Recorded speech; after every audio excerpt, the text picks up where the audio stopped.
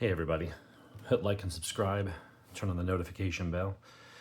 We're going to be going through the new Ace Pro 2 from Insta360. So, had the Insta360 Ace Pro, and I did a lot of good videos with it. You've been watching the videos on the channel for many months.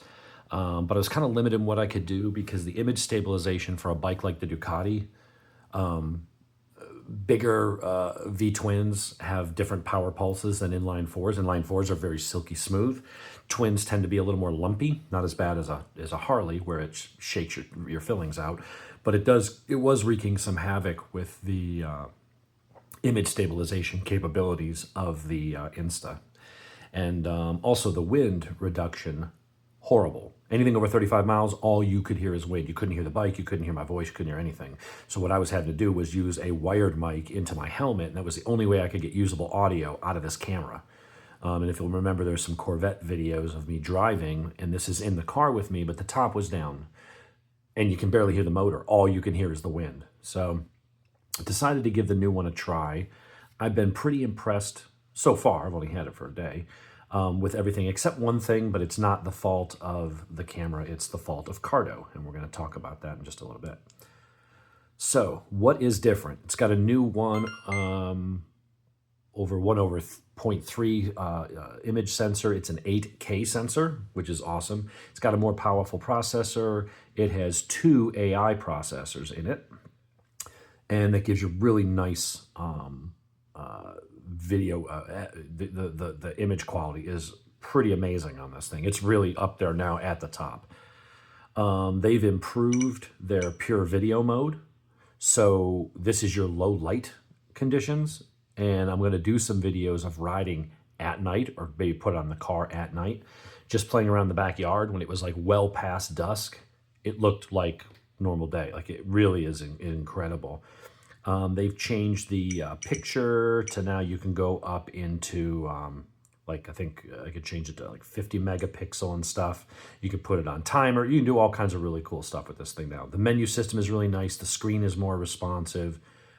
What I'm doing, and I'll go through my settings here, is I put it on free frame video, and that way it records kind of everything. You'll notice there's little hatches on there. Vertical, this way, 4.3. It kind of records everything. It's like it records it at a bigger a bigger image that it needs to, and that way in post you can tell it, I want it 4:3 or 16.9, or I want it to be vertical. You don't have to do a horizontal like normal landscape shot and then say, okay, let me get a TikTok version. Let's do that again, but let's do it in this other thing. Or try to crop everything out, and then you lose a lot of what you were recording. So you get all that stuff, and you get 360-degree horizon lock. So as you're rotating this camera, notice the image doesn't change. That is freaky. That is really crazy. So when you're on a motorcycle, or you want that gimbal effect to where, you're moving around, but it just keeps that horizon locked. And that way, if you're jittery, or you're jogging, or you're walking, or you're riding a bike, an ATV, going over a bumpy road in the car, you'll see the vehicle moving, but the horizon and the back landscape, whatever your backdrop is in that shot, is going to look pretty much the same. So it's very, very cool. You've got your different color modes. So you've got your Leica Vivid, which is what I like. I like my colors to be a little punchy. You've got all these different, you can have a vintage yellowish green look. You got a night look, urban. They just got a whole bunch of different color palettes here and things like that. Of course, you can do that all in post anyway, but it's nice if you don't have a laptop and you want to just take and set things up on your camera and go straight to video, right, and upload it, you can do that.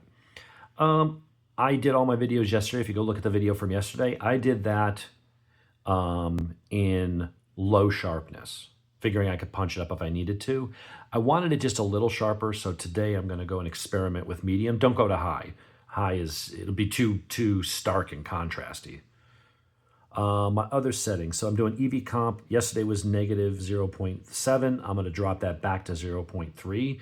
Everything else in auto. So I've got vivid, negative 0.3, and I'm going to do medium and everything else on auto. And it seems to do a really good job. For my resolution settings, using 4K 60, and here's one of the differences, you can get HDR at 4K 60. So that's really cool. If we were to change out of the pure video mode and go back to just standard video where here's what I want to shoot, and you go in and shoot whatever you want, you can now go up to 8K 30, which is absolutely bonkers, okay? You can set for each mode, you can set your stabilization, how long you want, your aspect ratio, things like that. If you drop it to 4K, you can go up to 4K 120, which is awesome. That gives you the ability to slow down. You can go quarter speed for some, if you're dirt biking and you got that rooster tail going, or something that you want to slow down really cool. If you drop it to 1080p, I think then you can go to 240 frames per second. And so if you want to shoot at slightly lower resolution, but still high def, you can go crazy on the frame rate and have real cool slowdown stuff. I have found that for me, 4K 60 is where I want to be. That's a perfect frame rate. I could slow down to half speed if I want, but I like it. It gives that nice new, very good fluid flow for high-paced motorcycle riding and driving and stuff. 4K is perfect resolution for today's TVs and everything. And that allows me to have HDR on, which gives you that wider dynamic range. The sky, if it's kind of bright with some wispy clouds, doesn't get washed out and look just kind of whitish or just sort of bluish. You'll be able to see the definition of the clouds versus the background of the sky.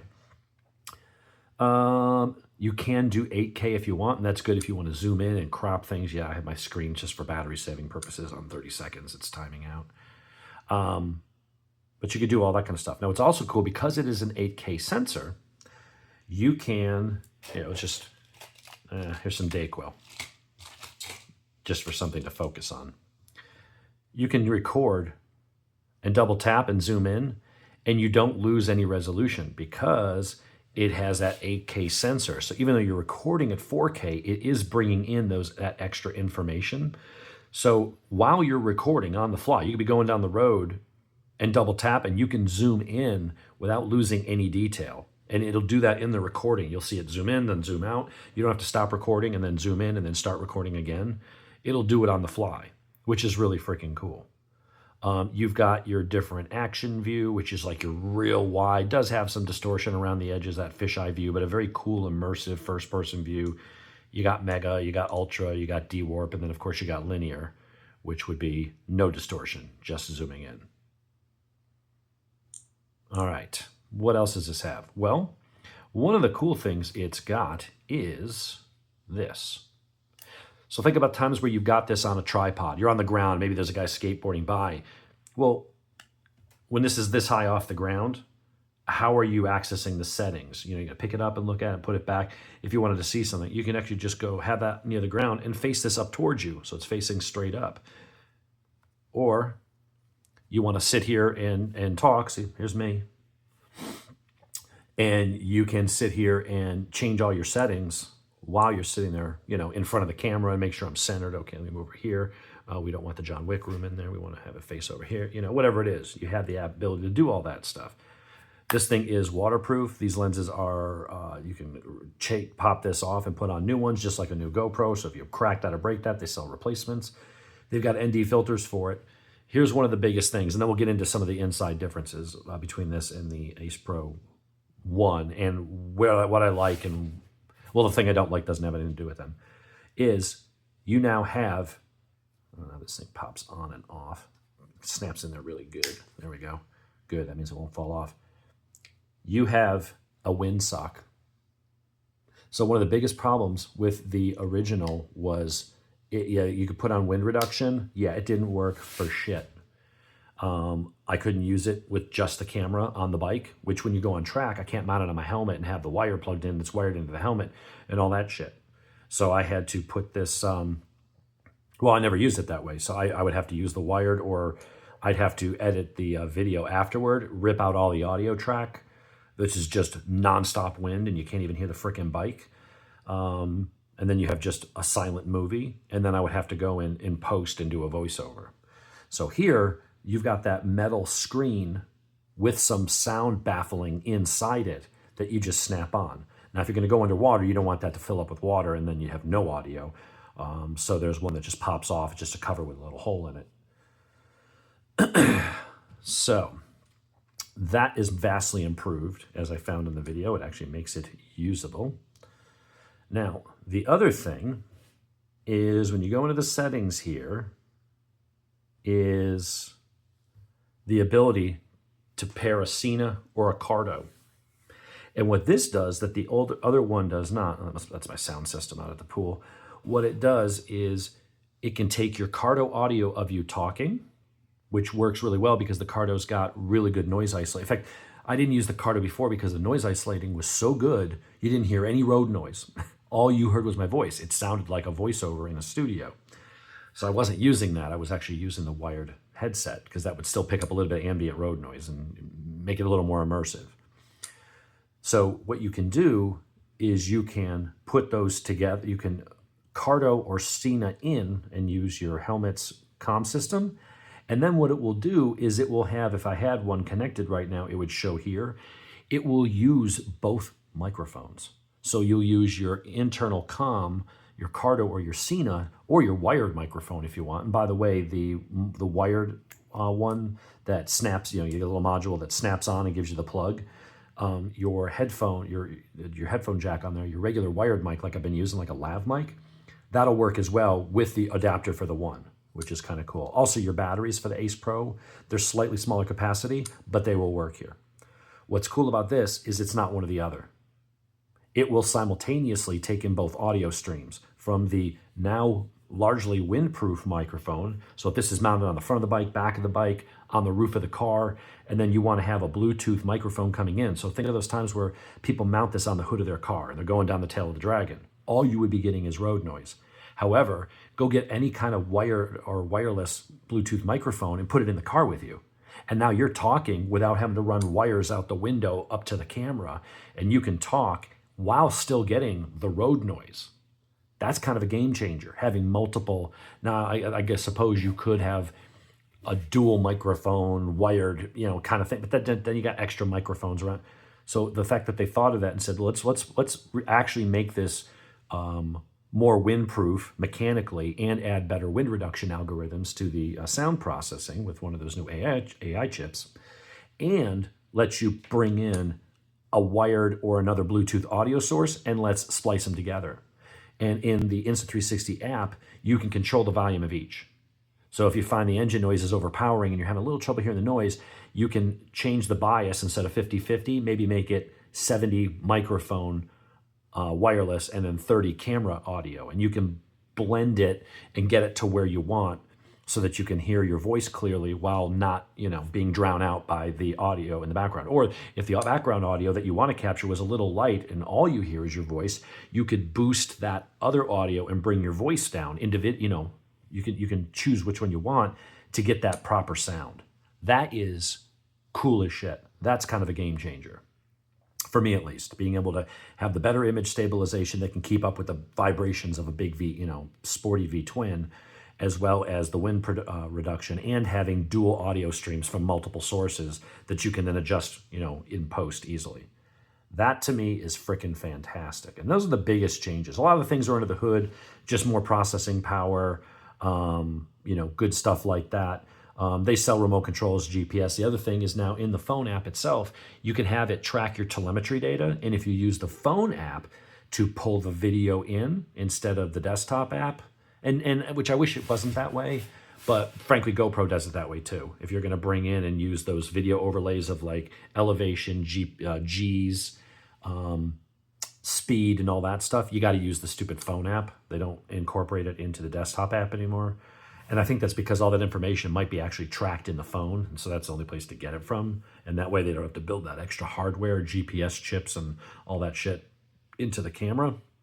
So that's one thing, but they're not the only ones that do it that way. So I guess I can't fault them. That's sort of the standard. But this so far has been really cool. I'm going to tweak my settings today and go out for a drive. I think it's only going to be like 61 degrees. I don't know. Well, I guess I could ride in that. That's fine. I'll just bundle up. So I'm going to go play around with it today with sharpness, and I tweaked that EV comp. I'm doing it in, let's see, I think H2.5, I think is what I'm using for my settings.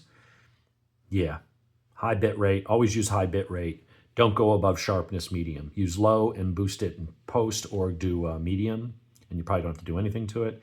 Do your video encoding in 265.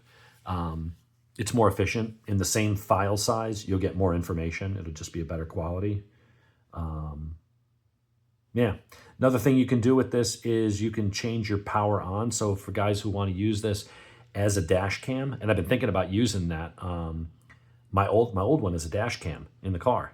And every time you turn the car on, it can automatically start recording. And you can say how much of the memory you want to use for that, and it'll just loop. And, when it gets to the end, it'll start overwriting the oldest, So if you drop it down to like 1080 and 30 frames a second or something like that, I mean, you can get, I don't know, 100 hours or something like that crazy on a 256 gig. So you'd have this rolling video if something ever happened, there was a car accident, whatever, carjacking, you name it, or just something interesting on the road you wanted to post. It would just always be recording. Every time you start the car, it just starts recording. So that's actually pretty cool. I'm thinking about doing that with the other camera. And you don't have to worry about pushing the button. When you turn the power off, it'll automatically, and the battery's always charged. It's just a cool way to doing things. So it's got a lot of neat stuff. This one's got a 512 gig. But so far, it's not radically different. It doesn't look crazy different from the old one. But it is, so far, it feels more rugged. The plastic's slightly different. It just feels a little more substantial and heavy duty. The hinge on this, which wasn't a problem before anyway, but they said it is twice as strong as the old hinge, if that matters. I never broke it. The battery capacity is higher. They've apparently improved the waterproofing a little bit. These are now 1800 milliamp batteries instead of 1650s, but your 1650 from the old one will work. You just get slightly less capacity. Yeah. I think this is a really, really nice setup. Ooh, the shit that I do there. Yeah. I guess that pops off. I know the other one does. Oh, you gotta push that button and then that'll slide up. Yeah, well, yeah, we'll just edit that out. And then I never remember to edit out my little goof ups. These can be removed. It just snaps in and then click, there we go. So all in all, this seems like a really nice camera. The old one wasn't bad quality. It was pretty good. You've seen my videos. They came out pretty nice. But I've always felt that the GoPro, for all of its mechanical faults and instability and overheating, did take just the best video. I've never been able to quite match even my old Hero 10 with my newest Insta360 Ace Pro or the DJIs. I could get good video, but I could never get a video that to me looked as good as my Hero 9 and 10, which are from like 4 years ago. And that was always a shame. But I would rather have a camera that worked every time and didn't lock up and lose video and overheat 3 minutes into a run down the mountain and all that shit. It was like I'd rather have stability and know that I could rely on the footage working. But I think this camera, for me at least, is the first one that's giving me truly GoPro video quality and capabilities while being stable and not overheating and having all the glitches that GoPro is famous or infamous, depending on how you want to look at it. So that is the new Ace Pro 2. Those are the primary differences: more processing, better image. It just took everything they had and made it better. And now you've got dual audio streams with Cardo integration and voice commands, and you got a much better microphone system and having those dual audio streams and stuff like that. Just absolutely fantastic. I put it in free flow or whatever they called that. And that's good for people you don't know what you want to shoot. You're like, you know what, just let me capture it. I'll worry about the image stabilization. If I want to use horizon lock, I'll choose my aspect ratio of vertical later, depending on what I want. It's nice to do that where it kind of records everything at once and then lets you just pick and say, how do you want to export it? And then you can export it different ways. You can have the same footage, but you can crop or, you can do different things with it and see which one you like best, which is kind of cool. You can also do motion blur in the software, which is nice. So if you don't want to get into ND filters, I found with ND filters, and you got to know your ND filters, you got to know your lighting, which can change during the course of the day, or where you're riding. If you're riding in the woods and then you're back in the sunlight and then back to the woods, then one part's washed out, one isn't, too dark. I like being able to just kind of set it up and then just go. And you're going to get good footage out of it. And that's what this thing offers. The settings are pretty intuitive. The screens are nice. The display it works very well. Oh, it's even got an algorithm in there. It'll warn you if your lens is dirty. So if you got like a bug, the AI looks at it and says, wow, this one part is kind of blurry, but the rest is clear. It'll beep and give you a warning on the screen saying, hey, knucklehead, you probably need to clean your lens. There's just cool little things they actually thought of when they put this one together. It uses the same magnetic where it just kind of goes boom and then goes click and locks in securely. Not insecurely, locks in securely. Make sure there's a pause there. Uses the same mounting system as the old one. And I think even GoPro now has switched to that style. There's these guys in DGA, the quick disconnect ones seem to be the way to go now. Everybody's kind of adopted those. But all in all, feels like a very sturdy, well-built camera. It's got a little bit of weight to it, but it feels substantial. It feels like it would take a little bit of a hit if you dropped it on the driveway or something like that. I don't know what else there is to say other than I'm going to go back to testing and getting some better video and things like that. I had a few glitches yesterday because I was talking and I was like, yeah, if you have voice commands, and if you say like stop recording, it'll do that. And when I said that, it stopped recording and I didn't realize it. So I'm driving down the road continuing to talk for 10 minutes and didn't realize you have to stay away from certain words while you're recording because it will pause, it will stop, start, it will shut the camera off. If you say shut down camera, it'll shut the camera down. So you gotta be careful that you don't. As you're doing tutorials, those aren't things that would normally come up in conversation while you're vlogging, unless you're vlogging about the camera and its capabilities, and then you go and fuck up your video, which I did. So there you go. That's the Ace Pro 2. Those are my settings I'm using at the beginning, and I guess that's all this I got to say now. So I'm gonna get some other video later. I'll put this out just by itself, so don't wait to the end thinking, oh, you're gonna see more video. Go watch the one from yesterday, and then I'll put another one up later. Maybe I'll go for a drive in the car and suction cup this to the car and see what kind of video we can get. So we'll talk to y'all later. Hope you like it.